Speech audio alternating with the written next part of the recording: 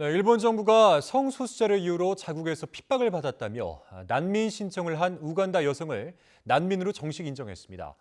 지난달 법원 판결을 항소심 없이 수용한 조치인데 G7 중 유일한 동성혼 금지 국가인 일본에서 성소수자 차별금지법이 탄력을 받을지 주목되고 있습니다. 도쿄에서 김세호 특파원입니다. 우간다 출신의 30대 여성은 동성애자라는 이유로 모국에서 옥살이와 고문을 받았다며 2020년 일본에 입국해 난민 신청을 했습니다. 당시 일본 정부는 이 여성의 정보를 신뢰할 수 없다며 거부했지만 지난달 15일 오사카 지방법원은 난민 인정 판결을 내렸습니다.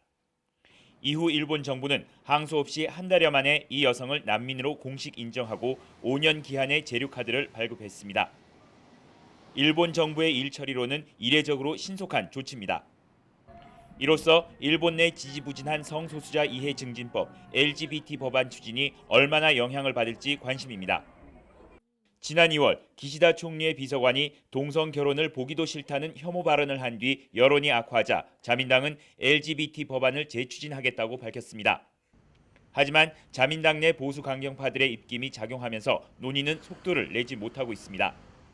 G7 の議長国としてやはりもう5月もう1ヶ月あるのっていうこんな時期になってまだ議論が進んでいないということ、私とても心配をしています。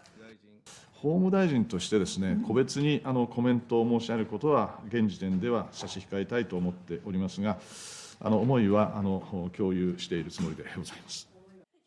다음 달 G7 정상회의 의장국인 일본은 G7 국가 중 유일하게 동성혼을 인정하지 않고 있지만 최근 조사에서 일본 국민 64%가 동성혼에 찬성하는 것으로 나타났습니다. G7 국가 대사들도 기시다 총리에게 입법 촉구 서신을 보내는 등 G7 의장국으로서 가시적인 성과에 대한 압박은 커지고 있습니다. 도쿄에서 YTN 김세호입니다.